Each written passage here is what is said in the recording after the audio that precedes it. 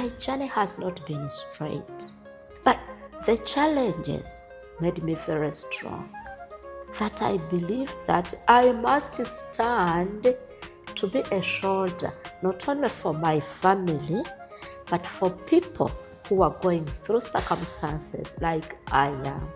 And this is how I ended up into this conversation of the elders. Yes, absolutely amazing.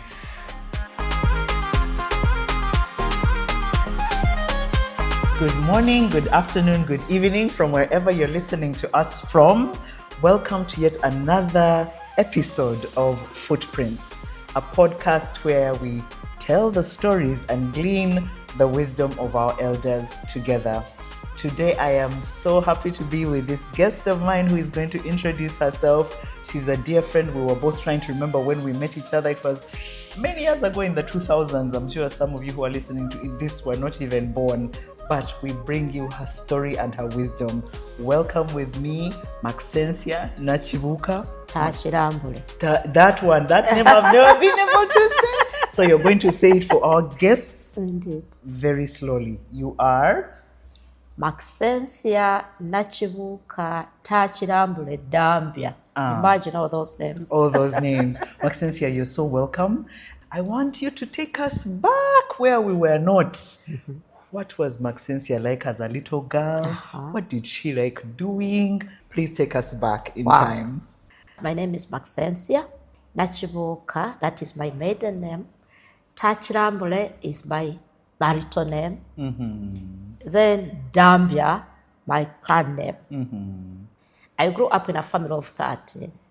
13? Yes. Wow, okay. And I'm the last born. Oh, Bambi. And when you tell me to take you back home, yes. Butende, in Masaka, where I was born.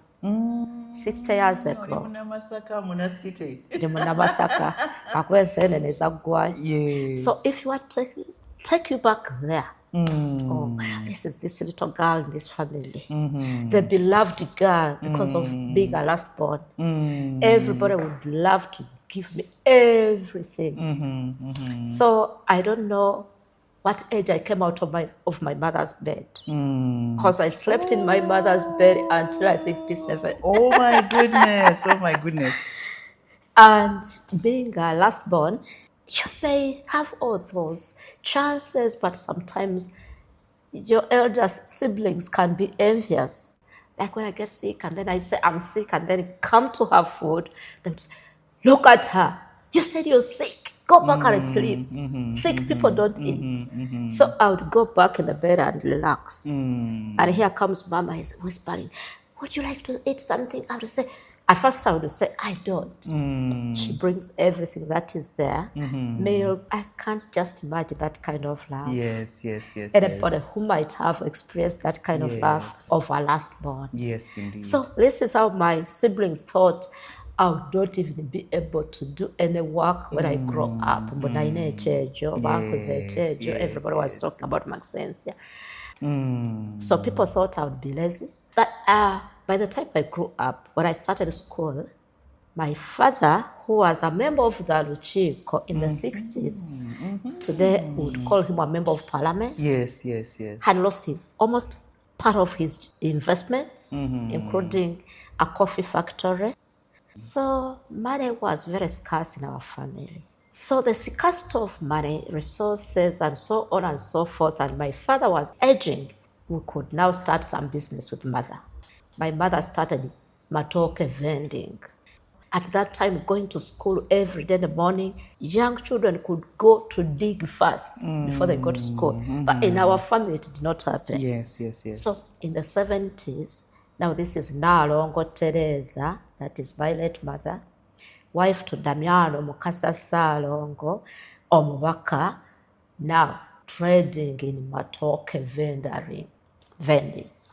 And I remember I could carry this matoke from the community to take them to the road to sell so that they could get school fees from me. So this was during the time when I was in primary 6 and primary 7. That was 1979 to 80. So that experience alone made me very close to my mother. I could see her hustling, suffering to make sure that I could get school fees. So from primary 7, 1980, I was supported by my brother, now the late Bonaventure Damulira, to come to Kampala. I first came to Kampala in 1981 to start senior 1 at Old Kampala Senior Secondary School. However, death had robbed us of our other siblings, about 5 of them. Some of them had grown up, like my sister Bena was 27 years, my sister Matilda was 30 years. We had lost them, and others died when they were still young. So coming to Kampala now with this Maro and Charo, I was this little girl, this humble girl, now experiencing the life of the city. So I went to school, or Kampala Senior Secondary School. So you come into Kampala.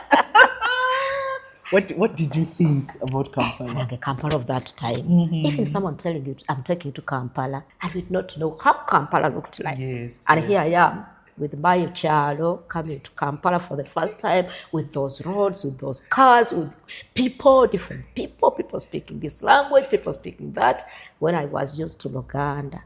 So it was exciting, but also cautious. I was so cautious about staying into this city as a young person who has just come from Masaka. So from 81 to 84, I studied at Old Kampala Senior Secondary School. Just imagine, after my senior 4, I talked to my brother Bonaventure, with whom I was staying. I said I want to go to a boarding school, and moreover a very good school, because I had gotten a 2nd grade. It was good, Maxensia. I thought I'd do senior 6. He said, no, I'm taking you to a college school so that after maybe 2-3 years, you can earn some money and support the family. This was God speaking. I did not know, between the span of time between 84 and 93, I would have lost almost my brothers and sisters who supported me in Kampala. So from Old Kampala, I went to Nakasero College of Business, and I did a secretarial course for 2 years when my brother was sponsoring me. Actually, he's the one who sponsored me right from senior 1 to senior 4. Shortly after, he advised me to take up another course, that is a diploma in accounting, at Association of Professional Accountants. It used to be in Zambia. Can you imagine? He endeavored to make sure that I have education. Wow. Slightly before my graduation, he just collapsed and died. At my watch, because I had gone to visit him. This time I was not staying with him. I was staying with a sister. I had gone to visit him. When they told me he was sick, he had had a chest pain before. So as he fell down, a nearby nurse, I made an alarm, and a nearby nurse came just to check his pulse. He had gone. Wow. So I could not believe this. Now my memory came back when he had told me to take up a course that I would support my family. And this was a very big tragedy in the family, because he was the major support of my mother and father. At that time, the sister with whom I was staying had gotten high blood pressure. She went to get treatment for flu, and when they injected her, she collapsed.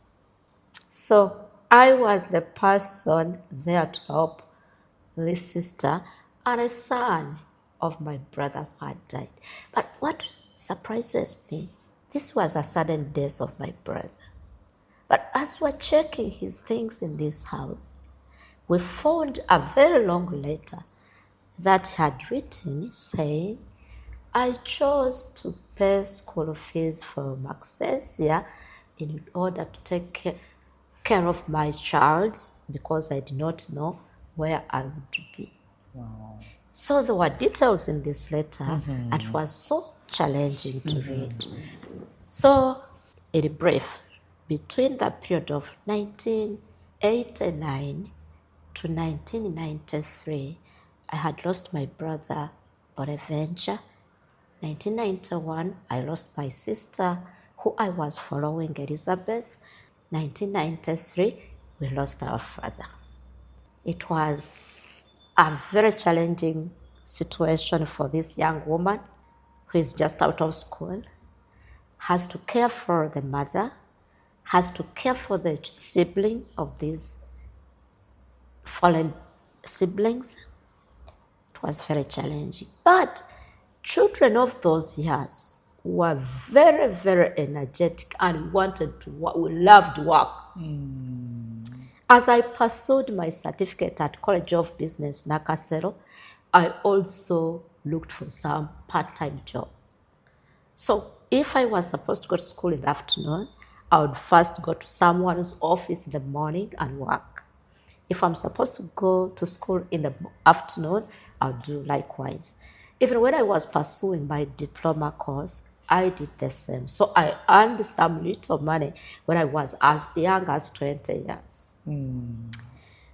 But what hurt me most, when I had got this boyfriend, Takirambule, by the time my brother died, I had told him that I've got a friend who I would wish to bring to you to say hello and also thank you for every support you have given to me.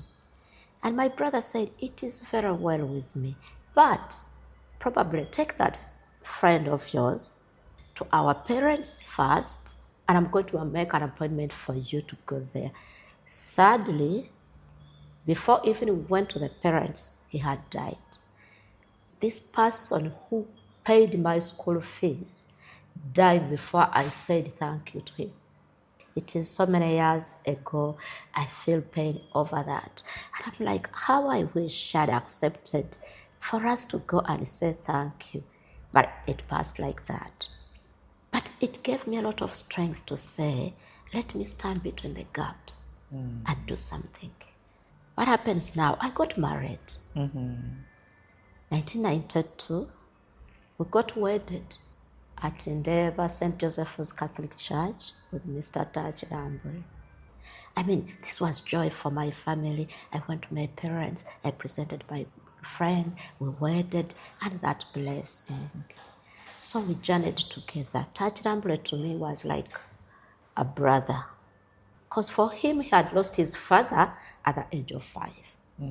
So we could console each other, but we could say, don't worry, I'll always be there for you. So along that path, as you may understand, when you shift from one place to another, you find new friends, new peers. So we got to Lunguja, where we stay now. My husband's character is a little changed. He gets into friends, a different environment, has different people and different friends. Who could even advise him not to go to work? Maybe they could stay home and go around drinking. Sometimes you could not feel like going to work. So through that process, this is how, I may not tell you how he acquired HIV. So in 1998, I saw him developing all those signs. And remember those years, information about HIV was very scarce. Education was very scarce, and likewise medicine. He became a little rude, not even wanting to talk about it. And he had cautioned me never ever to go and test. That if I did that and came back and told him, he would kill himself. You can imagine. Yeah. So I could see all these signs. By that time, I was working for an international organization as personal assistant to the MD. It was called International Discount Trading Company. It was owned by Italians. So I was earning some good money. But time came when every day when I come back home, my husband is sick. I have to take him to a hospital. I have to take him for this checkup. If it is a headache today, tomorrow it is rashes, tomorrow it is diarrhea. So many things happened. But we had, I'm forgetting the name of the reverend who worked with the All Saints in Nakasero. They were very good friends who came and approached us and said, I have friends in Molago. I want to take you, James. It was James Takirambule, so that you can be tested. And we know if it is HIV, and you can start treatment. And this is how we went to Tasso Molago for my husband to be tested. Unfortunately, he was still in denial. He could not accept, despite the fact that he had all those physical signs, but he could not accept. But for the sake of Reverend, he said, I'll do it. But it was too late. It was too late. I remember he got tested early 1999. But due to self-stigma, he got so worried because I was cautioning him every day into these other relationships, into the alcohol taking, and sometimes the violence in the house. So he was so worried that I may run away and leave him with this problem and children who are below 10 years. But I thank my parents that they grew us as faithful and religious persons. So I had to sit down with him and say, forget about that. I forgive you of all this. All I must do, remember, we agreed in the church that we shall take care of each other until death does us apart. So at least console him to take medicine, at least console him to be himself. But unfortunately, on the 11th of December 1999, he passed on. And can you imagine the coincidence? Our wedding was on 12th December 1992. And now James dies on the 11th of December 1999. I must tell you, the experience of losing a husband, to me, I feel that is the highest experience in life that I have ever had. Because as I told you, I nursed my siblings. I took their dead bodies home. That was traumatic to me. When your parents are asking, what happened in Maxensia? Why didn't you bring him when he was still alive so that we could also try those questions? And now, the husband. When you have tested yourself and you are positive, and the nurse or the medical worker tells you HIV is not curable, anytime you may die, all that caution that comes with giving you the results. And you are 32 years, the support of this family, together with your children, and some children of your late siblings. By that time, I was earning some good salary, by the way, 500,000. But imagine dividing this salary amongst my immediate family, then together with these other beneficiaries that I'm taking care of. This is what gave me the strength to live today. As I tell my story, the challenges that I went through at my prime age are the ones that made me very strong to live up to today. Wow. And you may ask me how. Yeah. Let me talk about the day when I went for a test. I sat in a corner. I first prayed a novena, bakatoli chitoma novena, nakumwenda. I don't want to go through all those issues, how we got this HIV, but I was like, I'm innocent. This HIV got me on this bed. But I could hear a voice telling me, do you think you are the first innocent person to get infected? Every time I prayed. So as I'm waiting in this room for the nurse, by that time, they could not record our names. They record your mother's names. And the places where we could go for tests Wabomani House or AIC. So I went to AIC. Here I'm seated with my rosary in my hands. I'm reciting Holy Mary, Hail Mary. And then I hear the name Teresa Nalumans. I was like waking up from a dream. I said, God, please keep me safe. So the counselor draws me aside and she's like, tells me all these things. And then she's like, your results are positive. What came to my mind, I said, let me just go back home. I pick up my things and go. This man has killed me. I have Mr. Takirambule's cousin who is now living in UK, Matilda. She was working with the Kamocha Christian Caring Community. She was on me. Maxensia, go and find out if you are positive, you start the medication. So I had called her and said, Matilda, do you know what? This is what the results are. So she told me, go to Kamocha Christian Caring Community. You find Mr. Kabanda Leonard. He's going to support you. So along the way, I was like, I should pack my things. Should I beat this man? Should I kill him? Or I poison him? Until I reached Kamocha, there is some restaurant where I sat. And I asked for food. This is how my life changed. I started speaking to myself. Before even meeting the counsel, I was like, if I killed myself, if I killed him, if I packed my things and go, will this infection get out of my body? How about my children? Where am I going now? Am I going to pretend to stay with my old mother in this house? Where else am I going? So my heart told me, take this food. I ordered for chicken and very good meat. Went to the counselor, counseled me, I went back home. The idea of packing my things and go had wiped out of my mind. So this is how I knew that I could discern between following my sisters and brothers or staying to care for my young family, my mother, and other orphans in the family. Every time I could speak to God and say, you told us you are my husband. Here I am. Take care of the family. And indeed, God has done that. Amen.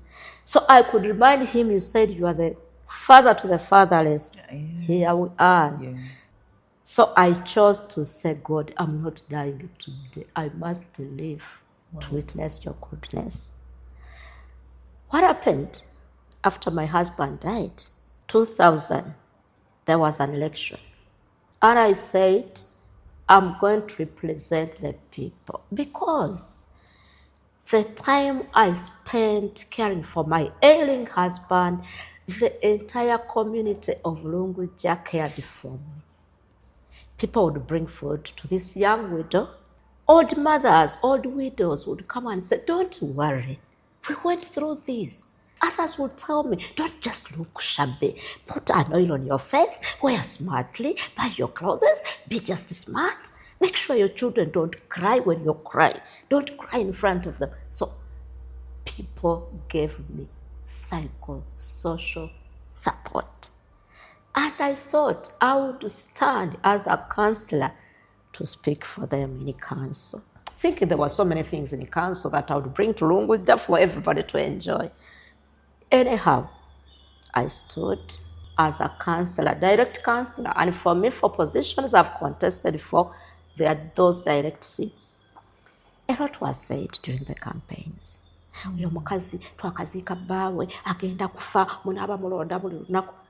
I would bravely stand and say, I'm here for the widows, I'm here for the people who are infected, I'm here for people living with HIV. And imagine those years, we could do joint campaigns. Everybody comes to this campaign. And I won. Wow. I was elected and opposed as deputy speaker of this council. Because my health facility was Kamocha Christian Caring Community, where they were doing almost everything to support people living with HIV in a holistic manner. giving us medication, there was food, there was counseling, there was scholarship, everything. So this is where I developed an idea of giving up back to community by founding Lunguja Community Health Caring Organization, an organization that has provided treatment, care and support to individuals and families that are affected and infected with HIV and AIDS for the last 20 years. Wow. So I surrendered part of my house to do this work. And the impact is quite amazing. We have men and women who are bedridden. Today they have been able to care for their families. And if you passed in these communities and saw them, they are very, very strong. And this is what gives me hope. So my political journey did not end there. Every election time, I thought I would elevate myself from this position to another. To the next one, yes. So I thought maybe LOC5 would bring much more resources to my community. I participated in 2006 as a councillor LOC5, but I failed. And I thought maybe Parliament, my voice would be heard. Because at that time in 2011, I had traveled many places. I have been able to go to spaces, the CSW. I remember 2009. That's the Commission on the Status of Women. Yes. Where I went to speak about the context of HIV, context of care and support between men and women in the HIV. I spoke, and I remember I sat on the same podium with Honorable Winnie Byanima at that high-level speech, and was speaking. And my partners while commission were wondering, this grassroots woman, this common woman, will she speak? They were giving me water, giving me this support. Do you need support? Do you need this one? Hey, how can we speak? And when I spoke, until today they are speaking about this. I remember when Asia Russell sponsored me to go and speak about that time it was MDGs. Today, what do we have? SDGs first. Yes, Thank yes, you. yes. It was Millennium Development Goals, which became Goals. Sustainable. Yep. Because at the time of the expiry, we had not achieved what we had wanted. And I had to go to the UN to speak to this civil society space about that. And she had made appointments for me to go and meet senators. When President Barack Obama had come as a president of America and wanted to cut funding under PEPFAR to 50-50. And mine was a showcase. I said, look at me. I would wish to see many Maxensias coming to these doors speaking about this. But when you cut funding, we will die. And funding was not cut. And since then, I've been into so many spaces, speaking about the effects of HIV, speaking about the voluntary work that we are doing, speaking about our contributions as community health workers that are not compensated, speaking about so many things. And this empowerment has really made me who I am. And imagine, Jackie, the time when you trained us as counselors, a senior 4 person like Maxensia can speak this English. You know, so that empowerment in public speaking, in community mobilization that you have been part of has made me who I am today. And when I talk about politics, I became a role model, irrespective of who I am, irrespective of my status, because it doesn't define me. I've been a respectable political leader in this country. I've held positions of leadership in this country. And I'm a proud mentor of so many politicians in this country. So, why do I talk about this? My journey has not been straight. But the challenges made me very strong. That I believed that I must stand to be a shoulder, not only for my family, but for people who are going through circumstances like I am. And when I talk about my status, not because I feel so proud to talk about it, but I know it can touch someone to know that you can still be very useful. Yes. And contribute to the development of this country and this world. And this is how I ended up into this conversation of the elders. Yes, yes, absolutely amazing. And then along the way, you got an accident. Do you want to tell us about that? I think an accident was just a catalyst that unveiled something that I did not know. I'm happy to have served my country as an HIV and human rights advocate. I'm happy to have served my country as a politician. I served my kingdom as a commissioner in the tourism, Buganda Tourism, Minister of Tourism.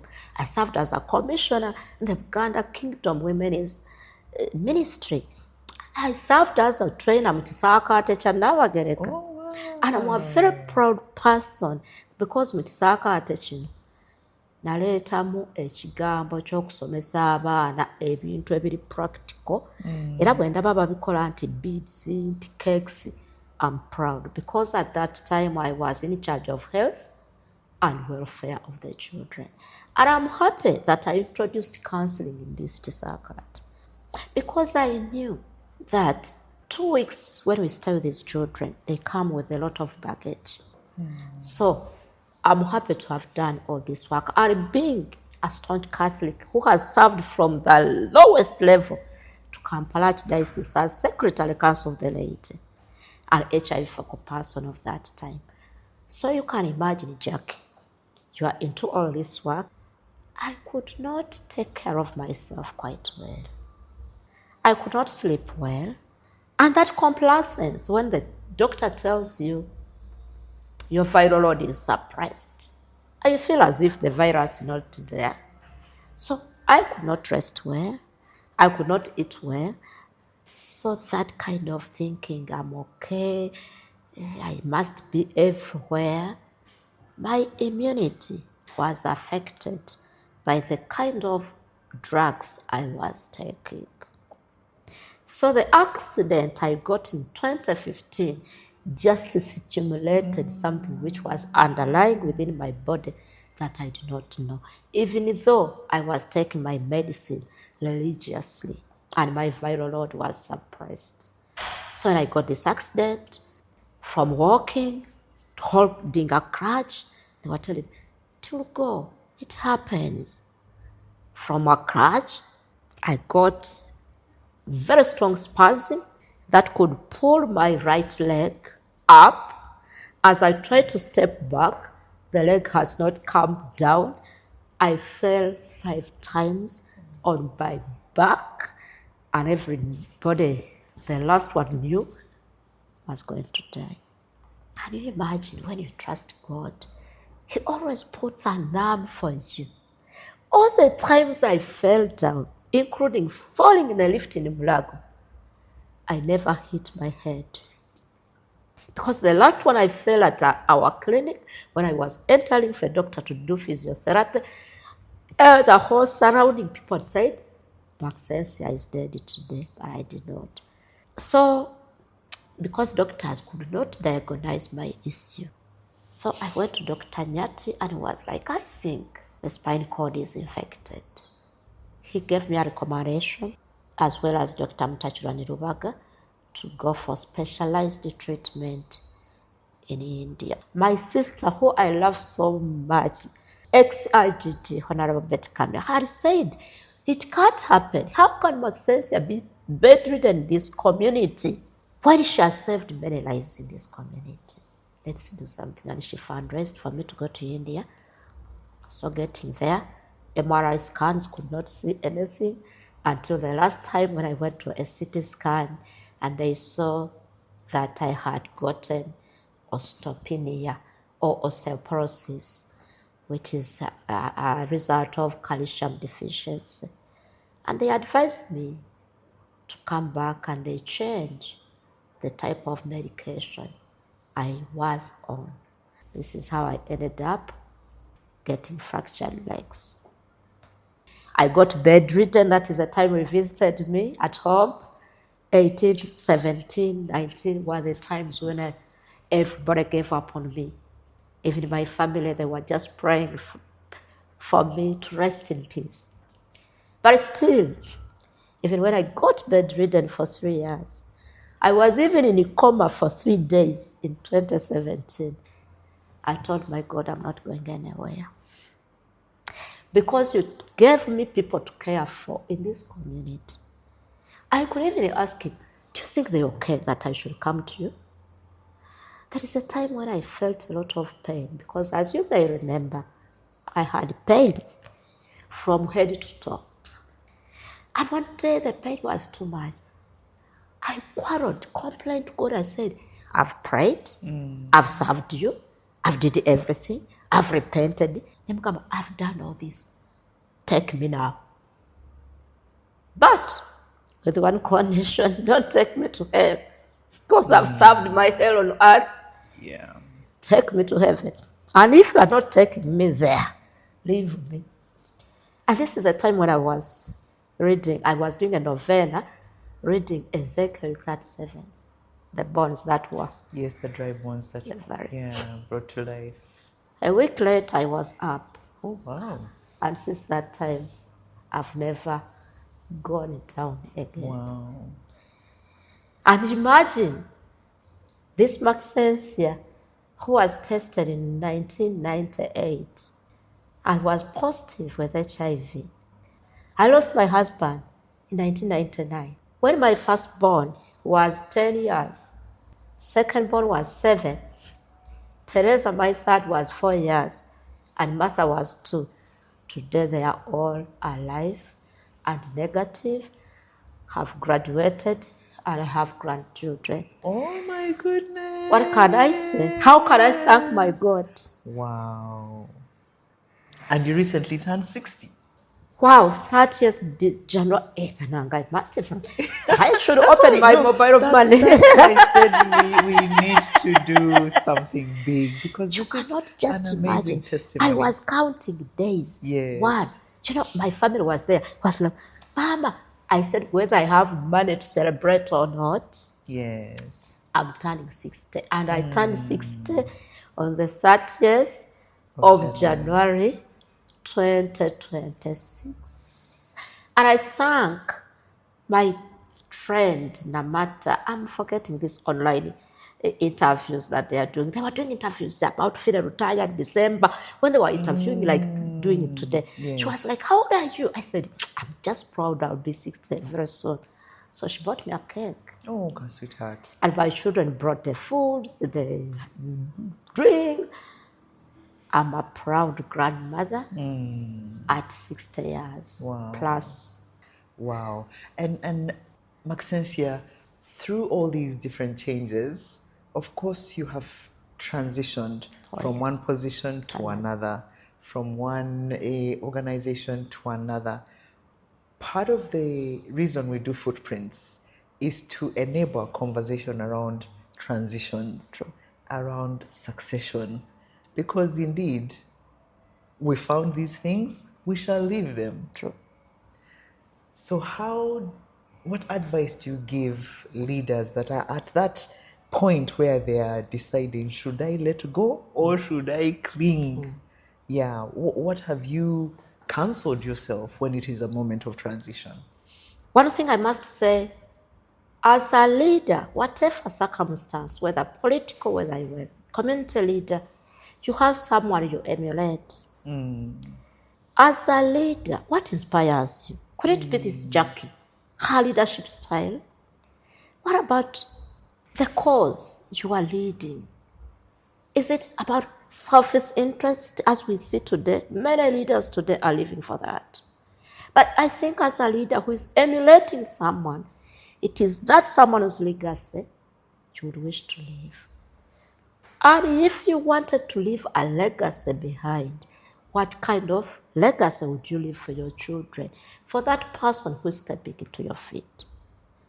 So I feel leaders should contemplate upon all these things and not just have to walk through this leadership, but with no footprints that people would pick on and say, yes, we had a leader here. So what I think is, first of all, is emulate. If we emulate the Rhoda Kalembas, may her soul rest in peace. If we emulate those people and try it, you may not fit to their shoes. You can be good leaders. In whatever the organization you are in, we should know that we're not going to live forever. But what is it that the followers will pick and say, this is what Maxensia did. Leadership doesn't stop with us, and it is not for us. It is for the people that we lead. Yes, yes. And Maxensia, as we bring this conversation to a close, what is that one word that you would want to leave with young people? You said you mentor, indeed, many young people. Yeah, what is that one word, that one piece of wisdom that you'd leave with? Sure. Not everything that guilt us is gold. Yes. Young people are burning out because of material things that have been promised. Today it is a norm. And I must tell you, Jackie, I have information of how voluntarily young people, especially female young leaders, have given up their bodies for sexual positions.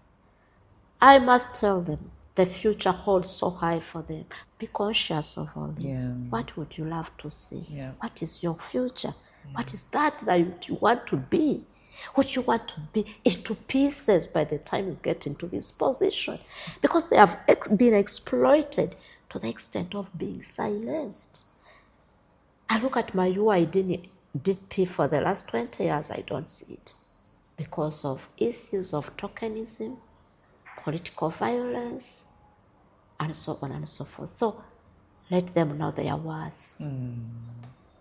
Their lives, their future is most precious, that this word, this person is using today to persuade you into something that is going to shatter your life forever. Maxensia, thank you so much my for your pleasure. Story, for your words of wisdom, and for living an exemplary life. We absolutely do not take it for granted that we have such beacons, such light as we lead, so that we're not living in the darkness. We have examples of our elders. Thank you so much. It's my greatest pleasure. Our listeners, thank you so much. I hope I know you have picked many gems in her story, and we wish you well as you lead and as you contemplate your transitions and what you will leave as legacy. Till our next episode, we wish you absolutely well.